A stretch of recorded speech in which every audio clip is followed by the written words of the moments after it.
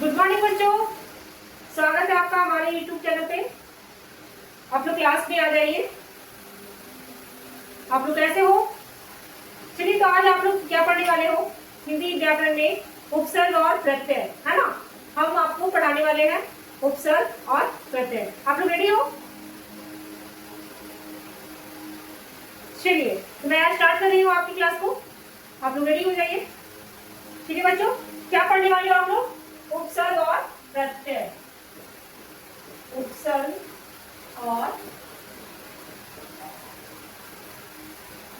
और प्रत्यय, है ना। क्या पढ़ने वाले हो? उपसर्ग और प्रत्यय। तो चलिए स्टार्ट करते हैं। तो बच्चों, मैं आपसे पूछना चाहूंगी कि आप लोग उपसर्ग जानते हो? उपसर्ग के बारे में तो आप हमें कमेंट में जरूर बताइए। उपसर्ग का मतलब क्या होता है? उपसर्ग के बारे में कुछ जानते हैं तो आप हमें बता सकते हैं। नहीं तो मैं आपको बता रही हूँ कि उपसर्ग क्या होता है। ठीक है, तो उपसर्ग क्या होता है बच्चों? देखिएगा, उपसर्ग, है ना। उपसर्ग के बारे में हम अभी आपको बता रहे हैं। जो शब्दांश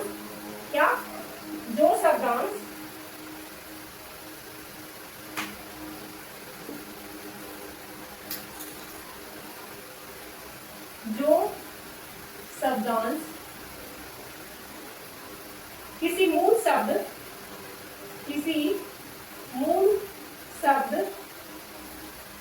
के शुरू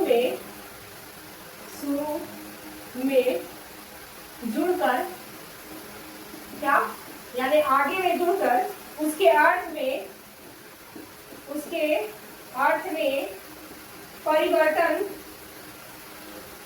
परिवर्तन विशेषता और नयापन लाता है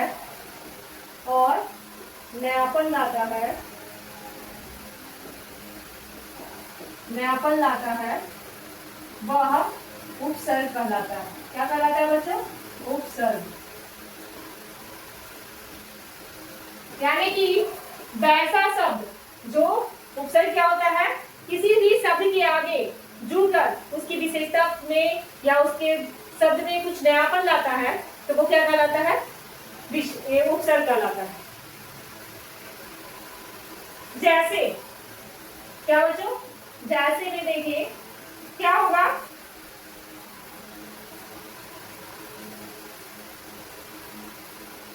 जैसे हार का मतलब क्या होता है?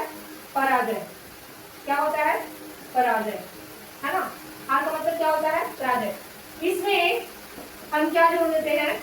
इसमें हम प्र जोड़ देते हैं। प्र जोड़ हार, क्या बन जाता है? प्रहार। इस प्रहार का मतलब क्या हो गया? चोट करना। क्या? चोट करना, किसी पर अटैक करना। उसी तरह से आहार, यानी आ जोड़ देंगे तो ये क्या बन गया? आहार। आहार का मतलब क्या हो गया बच्चों? तो भोजन हो गया। क्या हो गया? भोजन। देन जब हम लिख दें आगे में समजोड़ हार, यानी कि संहार। क्या? संहार का मतलब क्या हो गया? विनाश करना। क्या हो गया? विनाश करना। उसी तरह से विजोड़ हार, क्या हो गया? विहार। विहार मतलब घूमना, है ना। यानी कि इस हार शब्द में क्या क्या जुड़ गया? प्र जुड़ गया, आ जुड़ गया, सब आगे लग गया, बी लग गया, तो ये क्या हो गया? उस शब्द का मतलब अलग हो गया, है ना। उस शब्द का मतलब अलग हो गया, वही आपका उपसर्ग होता है। समझ में आई बात? चलिए आगे बढ़ते हैं। उपसर्ग के भेद, है ना, उसके प्रकार कितने हैं, है ना। उपसर्ग के कितने प्रकार होते हैं? तो उपसर्ग के 4 मुख्य प्रकार हैं। उपसर्ग के 4 भेद हैं। कितने हैं? 4 भेद हैं। तो पहला है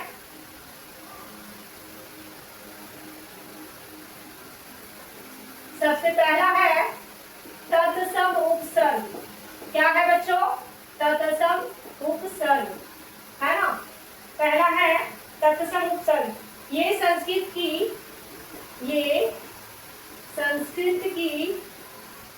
संस्कृत भाषा में या तो संस्कृत भाषा से, ये क्या होता है, ये संस्कृत भाषा से हिंदी में आया है। क्या? तत्सम आए हैं। इसकी संख्या मुख्य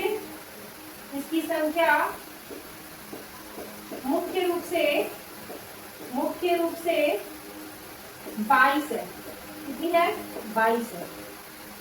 तत्सम ये संस्कृत भाषा होता है जो हिंदी में बोला जाता है। जैसे देखिएगा, अति मतलब अधिक होता है। इसको देखिएगा, अति जोड़ अंत यानी कि अत्यंत। अति जोड़ काल क्या हो जाएगा? अतिकाल, है ना। ये जो शब्द है अति से अत्यंत यानी अत्यंत, अति जोड़ काल अतिकाल। दूसरा अनु का मतलब क्या होता है? पीछे। क्या होता है? पीछे या समान।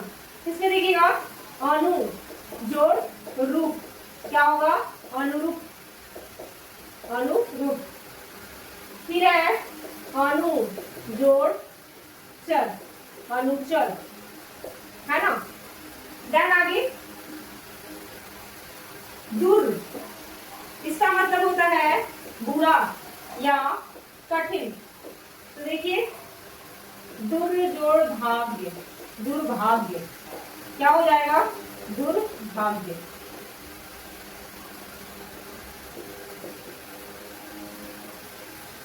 क्या हो जाएगा? दुर्भाग्य। उसी तरह से आगे वी का मतलब विशेष या अभाव। तो इसको वी जोड़ ज्ञान क्या हो गया? विज्ञान। वी जोड़ देश, ये क्या हो जाएगा? विदेश, है ना। तो ये सारे जो शब्द हैं वो आपका तत्सम उपसर्ग में आता है। ये कितने शब्द हैं? तो मुख्य रूप से 22 है। कितने हैं? 22 है। अति जोड़ अंत अत्यंत, अति जोड़ काल अतिकाल, अनु जोड़ रूप अनुरूप, अनु जोड़ चर अनुचर, दूर जोड़ भाग्य दुर्भाग्य, वी जोड़ ज्ञान विज्ञान, वी जोड़ देश विदेश। ये कौन सा आपका उपसर्ग हो गया? तो तत्सम उपसर्ग हो गया। अब आते हैं तद्भव उपसर्ग में। तो वो संस्कृत का उपसर्ग था, ये हिंदी का उपसर्ग है। क्या है? हिंदी का उपसर्ग, जिसे क्या कहते हैं? तद्भव उपसर्ग। क्या कहते हैं? तद्भव उपसर्ग। ठीक है। यह मूलतः संस्कृत से विकसित हुआ है। यह मूलतः संस्कृत से विकसित हुआ है। संस्कृत से विकसित हुआ है ना। और हिंदी के तद्भव के साथ लगा रहता है, हुआ है, और हिंदी के तद्भव के साथ लगा रहता है।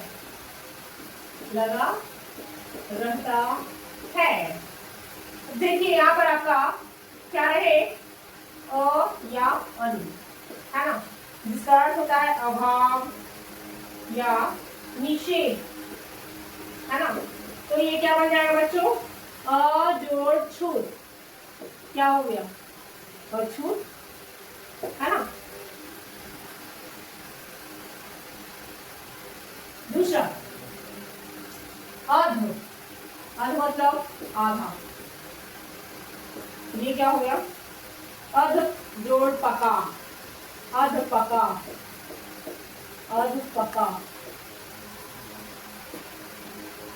कु मतलब बुरा, कु मतलब बुरा, कुपुत्र यानी कु जोड़ पुत्र, कुपुत्र, उसी तरह से आगे बिन, बिन मतलब बिना, बिन मतलब बिना, बिन देखा, बिन जोड़ देखा, बिन देखा। तो ये सारे हैं जो हिंदी का उपसर्ग है। वो क्या था? तत्सम उपसर्ग, जो कि संस्कृत का उपसर्ग था, और ये क्या है? हिंदी का उपसर्ग। समझ में आ गई बच्चों? तो चलिए अब आगे बढ़ते हैं। पहला मैंने आपको क्या बताया? संस्कृत का उपसर्ग जो कि तत्सम था, दूसरा हिंदी का उपसर्ग जो कि तद्भव था। अब है विदेशी उपसर्ग, तीसरा, जिसको उर्दू, फारसी या अरबी उपसर्ग कहते हैं, उपसर्ग कहते हैं। इसको हम लोग विदेशी उपसर्ग कहते हैं। क्या कहते हैं? विदेशी उपसर्ग। विदेशी भाषाओं के प्रभाव के कारण, ये क्या है? विदेशी भाषाओं के प्रभाव के कारण, ये हिंदी में प्रयोग होता है, हिंदी में प्रयोग होता है, है ना? अब है क्या? देखिए एग्जाम्पल, कम, कम का मतलब थोड़ा, इसको कम जोड़ उम्र लिखेंगे तो क्या बन जाएगा? कम उम्र। उसी तरह से खुश, खुश का मतलब अच्छा, है ना? तो लिखेंगे खुश जोड़ बू, क्या हो जाएगा? खुशबू। बे, बे मतलब बिना, बे मतलब बिना, बेकसूर, क्या हो गया? बेकसूर। आगे हर, हर का मतलब प्रत्येक, तो प्रत्येक है तो हर जोड़ दम, हर दम। तो इस तरह से विदेशी भाषाओं का उपयोग करके ये बनाया हुआ उपसर्ग है। आगे है चौथा, उपसर्ग की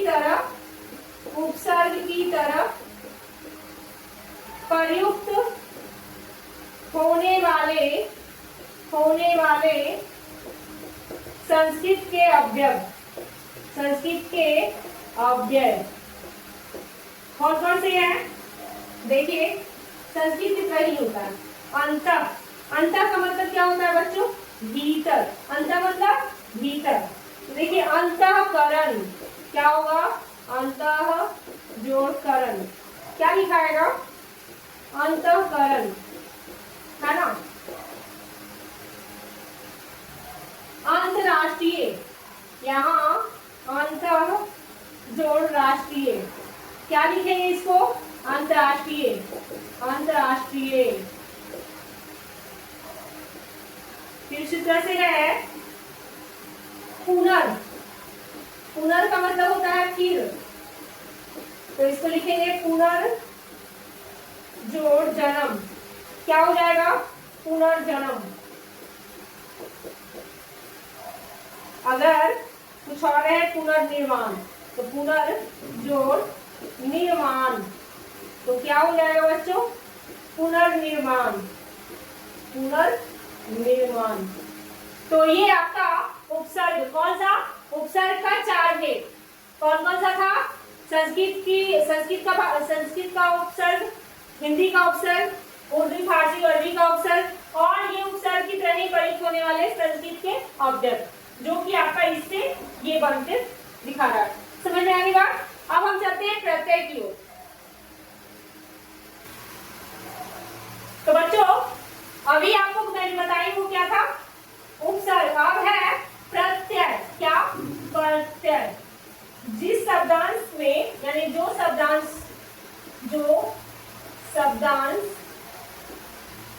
शब्दों के अंत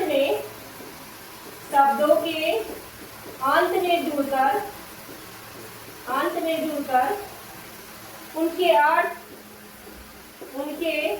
अर्थ में विशेषता या बदलाव लाता है, विशेषता या बदलाव लाता है,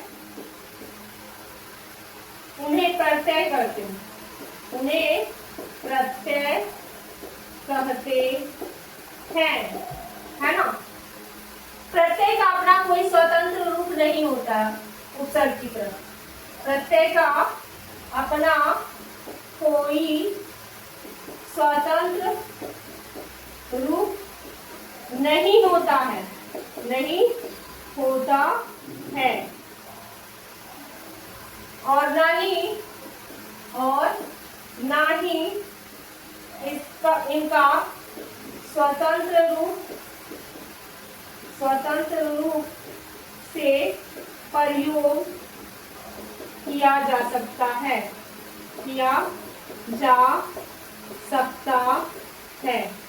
समझे। ना ही इसे हम ना ही इसका कोई अपना स्वतंत्र रूप होता है और ना ही इसको स्वतंत्र रूप से प्रयोग कर सकते हैं। जैसे कि उपसर्ग में अनु था, अंत था, है ना, या पुनर् था, उन सब का एक अपना स्वतंत्र रूप था, बट इसमें इनका अपना कोई स्वतंत्र रूप नहीं होता। उदाहरण में देख लीजिए, जैसे सफल जोड़ ता, सफलता, सफल जोड़ ता, सफलता। दूध वाला, दूध जोड़ वाला, दूध वाला, है ना। अब इसका कितना रूप होता है? प्रत्यय का दो भेद होता है। प्रत्यय दो प्रकार का होता है, दो प्रकार का होता है। प्रत्यय दो प्रकार का होता है। पहला कृत प्रत्यय, पहला कृत प्रत्यय। ये क्या होता है बच्चों? तो जो प्रत्यय क्रिया या धातु के अंत में जुड़कर नए शब्दों का निर्माण करते हैं,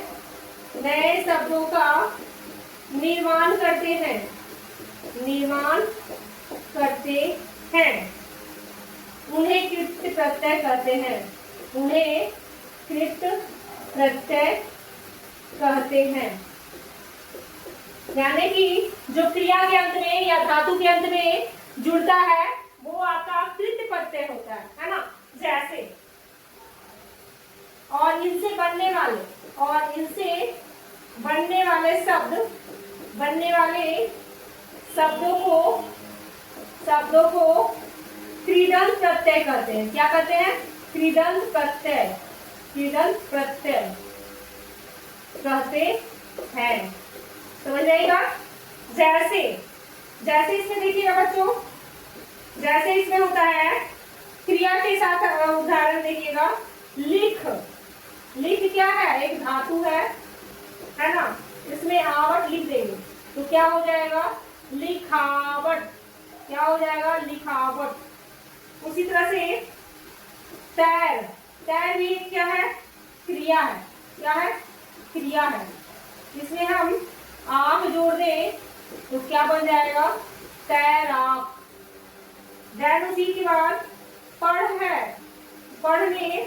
पढ़ क्या है? धातु है और इसमें ई या आवट जोड़ दिया जाए, नहीं आई जोड़ दिया जाए तो क्या हो जाएगा? पढ़ाई। तो ये आपका कृत प्रत्यय है जिसमें धातु हो या क्रिया हो, उसके साथ अगर हम किसी प्रत्यय को जोड़ते हैं तो वो क्या हो जाता है? उसकी अलग विशेषता और उसकी अलग पहचान हो जाती है। जैसे कि लिख में आवट जोड़ दिए तो लिखावट हो गया, तैर में आग जोड़ दिए तो क्या हो गया? तैराक हो गया। पढ़ में आई जोड़ दिए तो क्या बन गया? पढ़ाई बन गया। तो क्या बोल रहा है? जो प्रत्यय क्रिया धातु के अंत में जुड़कर नए शब्दों का निर्माण करते हैं उसे कृत प्रत्यय करते हैं। इसे बनने वाले जो शब्द होते हैं वो कौन से शब्द कहलाते हैं? कृदंत प्रत्यय कहलाते हैं। क्या कहलाते हैं? कृदंत प्रत्यय। समझ में आ गई बात? चलिए तब हम नेक्स्ट चलते हैं। तद्धित। क्या? तद्धित प्रत्यय। क्या है बच्चों? तद्धित प्रत्यय। इसका काम क्या है? तो ये जो प्रत्यय होता है ना, जो प्रत्यय संज्ञा सर्वनाम या विशेषण के अंत में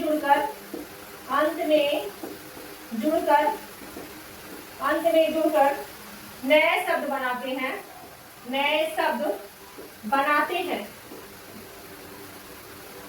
बनाते हैं, उन्हें तद्धित प्रत्यय कहते हैं।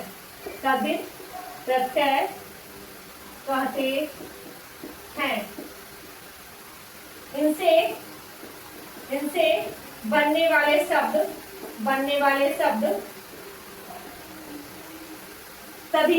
तद्धितांत। क्या? तद्धितांत। इनसे बनने वाले शब्द को तद्धितांत कहते हैं। क्या कहते हैं? तद्धितांत, है ना। जो संज्ञा या सर्वनाम या उदाहरण सर्वनाम का हो या संज्ञा का हो या विशेषण का हो, तो जैसे देख लीजिएगा, जैसे मानव क्या है? ये संज्ञा है ना। मानव क्या है? संज्ञा। इसमें हम ता जोड़े तो क्या बन जाएगा? मानवता, है ना। उसी तरह से अपना क्या है? तो सर्वनाम है। क्या है? सर्वनाम है ना। तो इसमें पन जोड़ दिया जाए तो अपनापन हो जाता है। क्या हो जाता है? अपनापन। फिर मीठा, तो मीठा क्या है? विशेषण। इसमें हम आई जोड़ दे तो क्या बन जाएगा?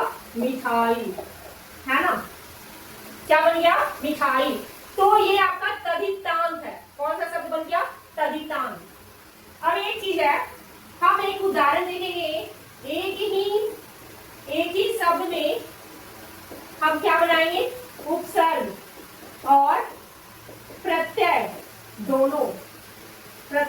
दोनों का हम यूज करके देखते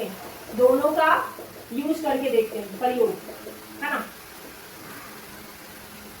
जैसे यहाँ रहे उपसर्ग और यहाँ है आपका मूल शब्द और यहाँ है प्रत्यय और यहाँ रहे आपका निर्मित शब्द। चलिए देखते हैं। क्वेश्चन नंबर 1 रहे, उपसर्ग है आपका अ, मूल शब्द होना चाहिए मान और प्रत्यय आपका है इत। अब देखिए, एक ही शब्द से आपका निर्मित शब्द क्या बन सकता है? उपसर्ग है अ, मान, इत, क्या होगा?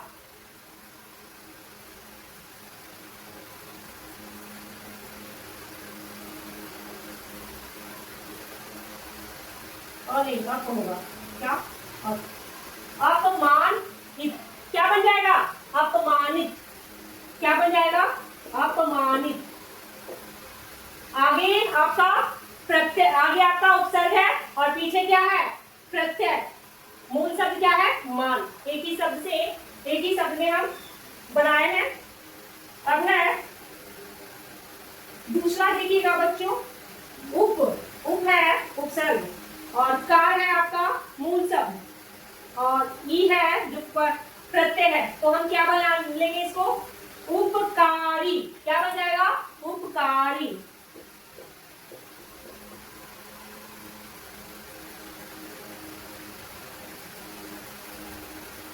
एक देख लेते हैं। ये है परि और ये है पूर्ण। मूल शब्द है पूर्ण। अच्छा, क्या हो जाएगा? परिपूर्णता। क्या हो जाएगा? परिपूर्णता, है ना। लास्ट एक क्वेश्चन और, क्या है? नीर है इसका उपसर्ग और यहाँ दय और ये भी आपका प्रत्यय है ता। क्या हो जाएगा? निर्दयता। क्या हो जाएगा? निर्दयता। तो बच्चों, ये था आपका उपसर्ग और प्रत्यय। आप लोग को समझ में आया है यहाँ तक? कहीं से कोई दिक्कत? चलिए, तो आज की क्लास हम यही समाप्त करते हैं। उम्मीद है कि आपको हमारी क्लास अच्छी लगी होगी, है ना। अगर कहीं कोई दिक्कत हो, परेशानी हो तो आप हमें जरूर बताइएगा और आगे हम इसके आगे जो भी पढ़ाएंगे वो नेक्स्ट वीडियो पढ़ाएंगे। तो आज की क्लास को हम यही समाप्त करते हैं। हमारी इस वीडियो पे आप लाइक कीजिएगा, सब्सक्राइब कीजिएगा, साथ साथ में ज्यादा से ज्यादा शेयर कीजिएगा। तो अभी तक आप हमारी इस वीडियो को देख रहे थे, इसके लिए धन्यवाद बच्चों।